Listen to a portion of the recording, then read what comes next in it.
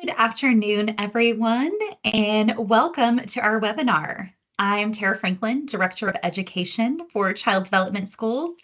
And let me tell you, I am beyond excited that you are here today. I see that we have so many families joining us from across the country, and that tells me two things. One, that you care deeply about your child's growth, and two, that you're probably just as curious and maybe exhausted as the rest of us trying to navigate summer. Today's session, Screen Time to Green Time, the impact of summer learning on child development. We are going to talk about how summer can shape your child's brain, build their confidence, and maybe, just maybe, give you 15 minutes of peace while they invent a game called Slippery Sock Hallway Races. Yes, that's a real thing. Ask a 6-year-old. I promise that this won't feel like homework. You will leave with real ideas, some laughs, and hopefully a renewed sense of just how much influence you already have. Let's kick things off with something that sounds fun, but actually isn't. The summer slide. This isn't the kind of slide that ends in a splash. It's what happens when kids lose academic skills over summer break. The National MAP Growth Assessment conducted by the NWEA shows that students can lose up to 2 to 3 months of progress in reading and math over the summer. And then by 5th grade, that loss adds up to nearly 2 years behind where they could be. But here's the hopeful part. You can absolutely prevent it. And that doesn't have to be with drill sheets or flashcards, but with playful, engaging, real life moments. Here's what we know from research at Harvard's Center on the Developing Child. Young brains love novelty, repetition, and emotional connection. In other words, the brain is a bit of a diva. It wants to be entertained. It thrives when something feels new, gets repeated, and comes with high fives and eye contact. So when your child asks you to play the same pretend game 27 times in a row, where you're the grumpy store clerk and they're the magical otter who only pays in jelly beans, that's actual brain building happening. It may feel annoying and chaotic, but it's deeply productive chaos. Those brain neurons, they are absolutely firing. When it comes to worksheets, they can have their place. But if your child is anything like most kids age 4 to 12, they're more likely to turn that worksheet into a paper airplane and fly it across the room, or maybe even turn invisible and slide under the table when you mention the word tracing. Real summer learning looks like play. It can look like setting up a lemonade stand, which actually supports math skills, language acquisition, and social skills. It can look like building a fort, which is enhancing skills for those future engineers, or even making up a song about their snack, which, by the way, supports language acquisition and creative expression skills. All of these little moments of magic that happen over the summer are tangible learning moments that really happen through play. And it's fun. Your child is actually absorbing more than you might think. Here's what we can build from that last thought. Yes, summer learning can absolutely happen at home, but I want to share that being in a summer program also can give kids something extra that can be challenging to replicate on your own. A whole world of structured social learning, peer collaboration, and independence within a safe environment. When children are a part of a high-quality summer program, here's a few things that they can gain. Consistency and routine. Even when school is out, their days still will have a rhythm. That predictability helps with emotional regulation, transitions like back to school, and even their sleep habits. They can also benefit from opportunities for peer interaction. Social skills are built in the moments between moments, strategizing things like who's going to take turns with the magnetiles, or solving conflicts like whose bridge blueprint should we create with the popsicle sticks, or even just making new friends. These are daily occurrences that all happen in summer programs. Access to experiences that they may not get at home, like group STEM activities, team-based games, dramatic play centers, outdoor obstacle courses, art studios, cooking classes, all experiences planned with intentional learning goals in mind. Also, emotional resilience. There's confidence that comes from being away from home for part of the day, getting to take on small responsibilities, and of course, learning through trial and error. And let's be honest, your child's imagination thrives when they're surrounded by other curious, silly, and endlessly inventive kids. At Child Development Schools, our Adventure Summer Camp, Infinity Explorers, is intentionally designed to support every domain of development: cognitive development, physical, language and literacy acquisition, social and emotional development, and creative expression. We combine structure with play, indoor projects with outdoor adventure, and quiet time with bursts of exploration. The end result is that kids go home full of stories, sometimes covered in marker or dirt, but excited to come back the next day. If you're weighing your options this summer, here's what I'd say. A great summer program doesn't just fill hearts, minds, and memory banks. Let's talk about screen time. It's not evil, it's not magical, it's just a tool. And like any tool, it all depends on how we use it. Screens can be educational, they can be connective. They can also sometimes turn your child into a zoned out pterodactyl who forgot how to blink. If you've ever had to say hello or to Liam after 90 minutes of Minecraft, you know what I mean. The American Academy of Pediatrics recommends balancing screen time with physical movement, face-to-face social interaction, and outdoor play. It's not just about balancing energy, it's really about brain health. Being outdoors, touching grass, climbing a tree, jumping in puddles, all help to stimulate the sensory system, regulate your child's mood, improve their focus, and literally rewire the brain for calm. Kids who have regular access to green spaces show improved executive function skills, stronger attention spans, and better coping skills for stress. And no, you don't need a national park in your backyard. Green time can be as simple as a patch of grass, a public park, a bucket of dirt, or a nature walk around the block. It's also important for us as the adults in their lives to model this.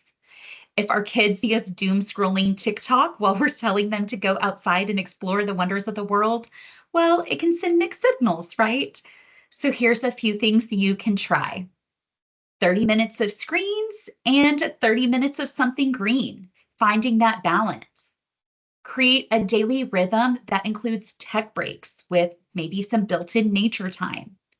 Encourage pretend play that maybe starts inside and continues outside.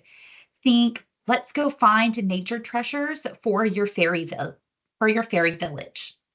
Green time isn't just about unplugging, it's really about recharging, and not recharging the tablet, recharging their spirit, their imagination, and their sense of wonder.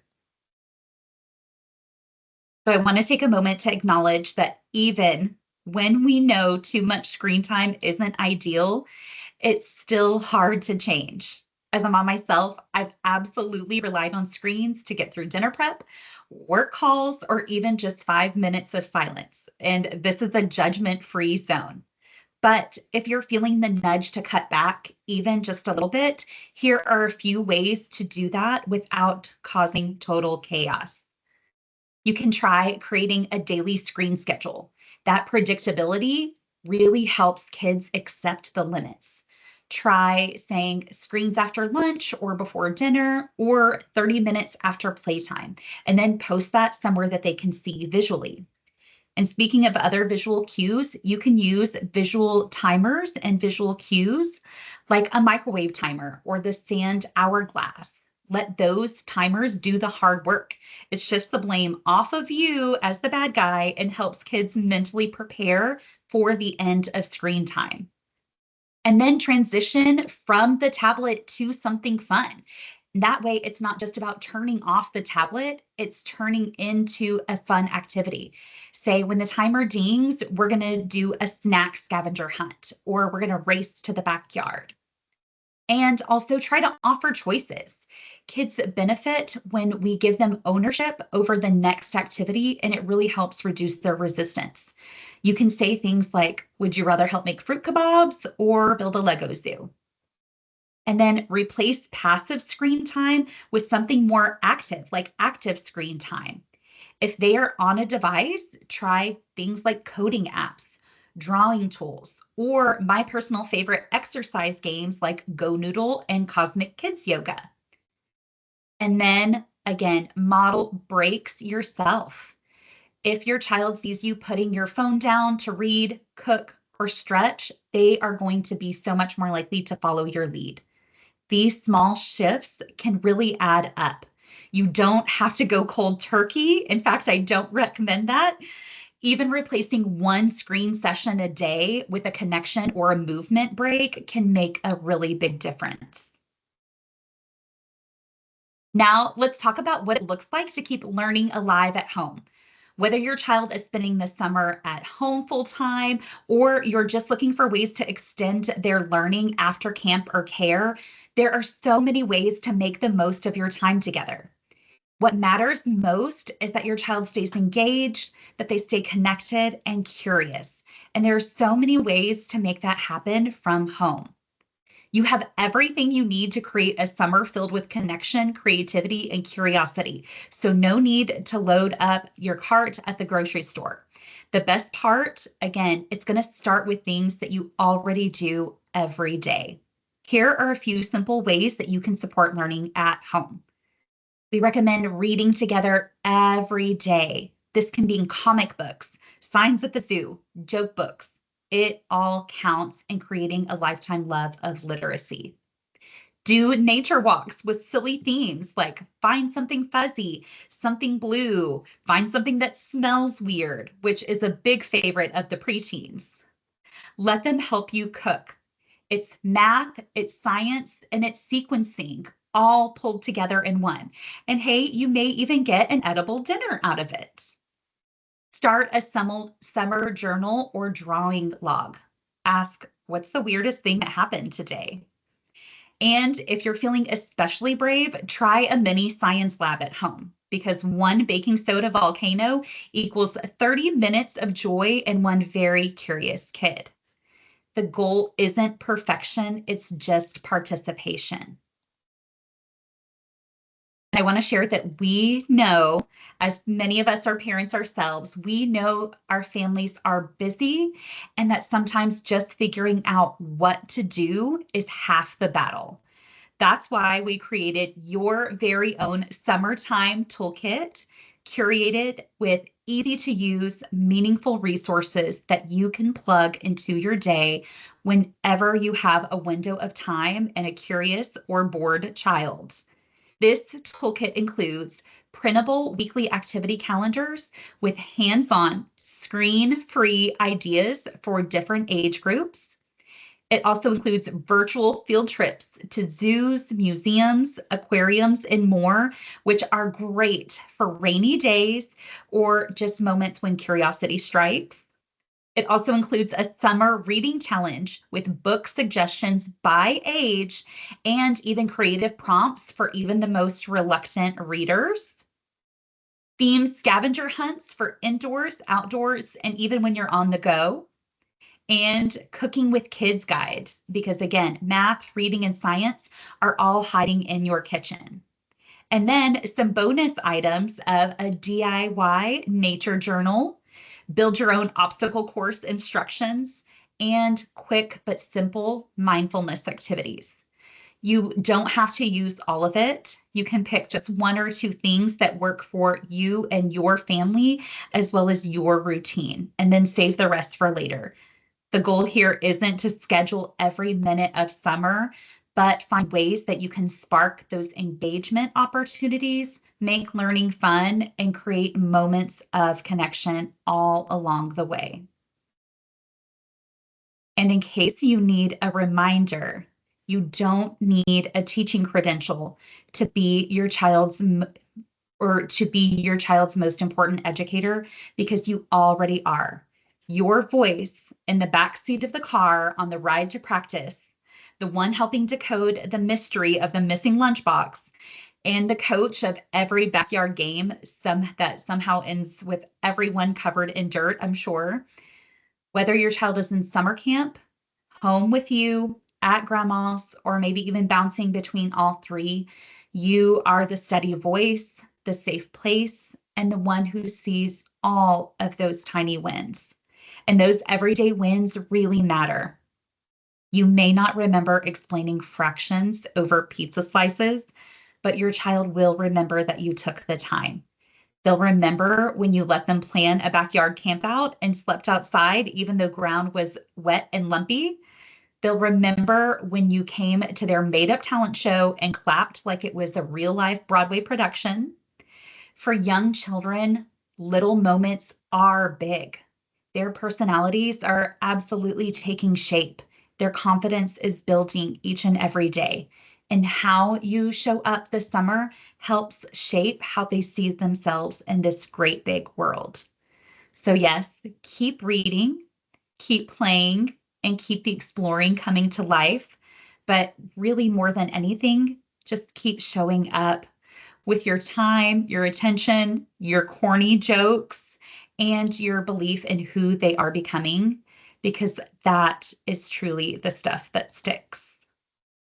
I want to thank you for spending part of your day with me. I know that your time is precious and sometimes in very short supply. Our team at Child Development Schools is here to walk alongside you, whether your child is in one of our programs or you're just joining for a few new ideas. We see you, we value you, and we believe in what's possible for your child. So this summer, let's make space for play, discovery, and connection. Screen time has its place, but green time, that's where the magic is. So now let's take some time for some questions. Kate, do we have some questions ready to go in the chat?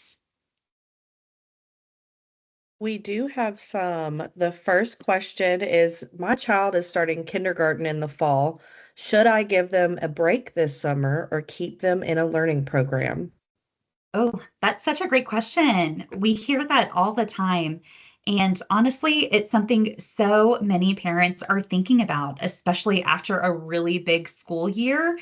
And the truth is, kids need a mix of both. A structured summer program doesn't mean it's all academics. It should be play-based and joyful while still intentionally reinforcing those foundational skills. What we know from research is that continuing to engage kids in really rich social and language-driven experiences, especially when they can do that amongst a group of peers, really actually helps strengthen their confidence, their self-regulation, and their school readiness. So I'll use our programs, for example, like our Adventure Summer Camp, Infinity Explorers. Those experiences are really designed to capture that balance in mind. Children explore, problem solve, move their bodies, and build relationships, all which are the building blocks for a really strong start for kindergarten.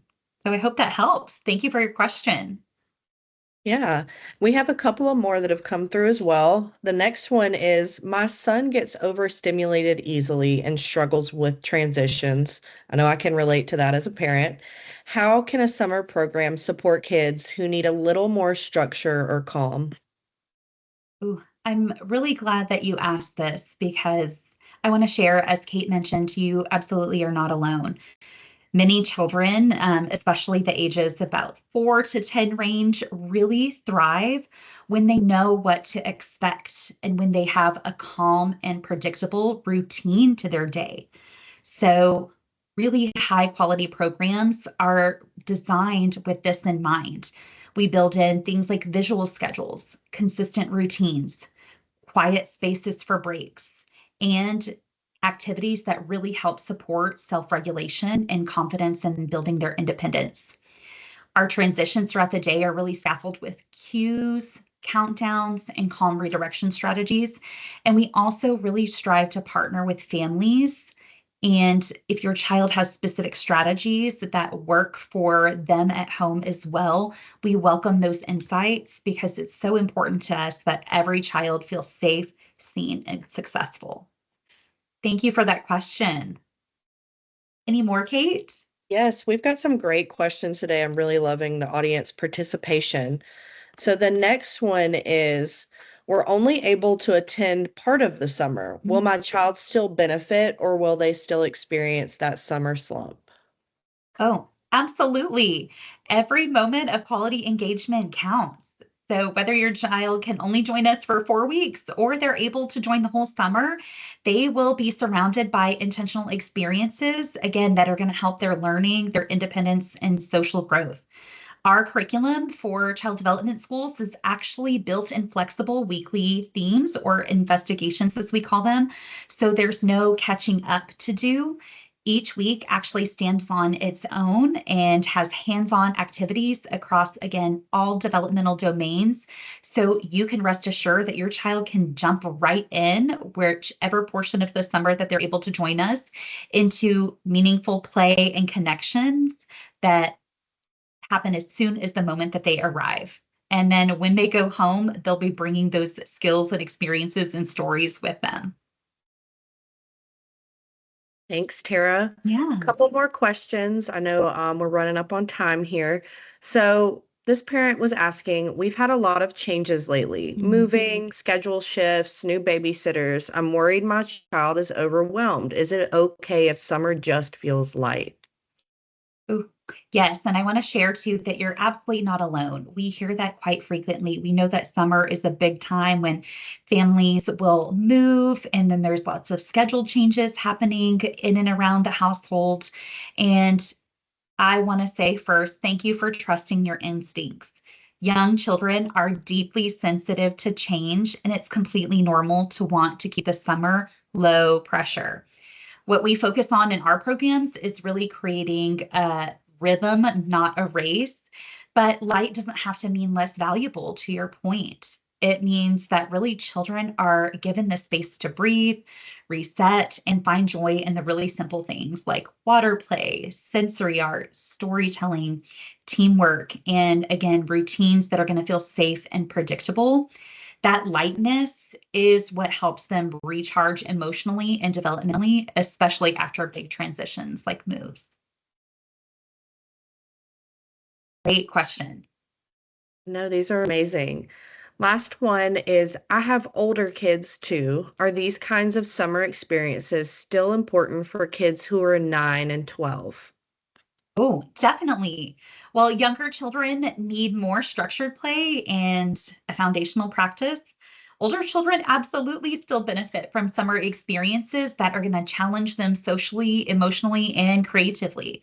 In fact, this is a really critical time to build your children's executive function, their independence, and their sense of ownership over learning, which is my favorite part about working with our older students. When older children join programs that involve collaboration, leadership opportunities, or even ability to mentorship of their younger peers, they can start to see themselves not just as learners, but really capable contributors to the summer camp or summer program. And that's a really powerful mindset to carry into the school year, especially if you're combating hearing, I don't want to go to daycare, I'm too old, I want to stay home. So knowing these things and finding a program that is going to equip them with those capabilities can make all the difference. Thank you, Tara. And the last question I have seen a few times in the chat is, how will they be getting the summer toolkit? I did just want to let everybody know we will be emailing out the resources for the summer toolkit after the call. So you will all have that in an email format ready to access from your desktop or mobile device.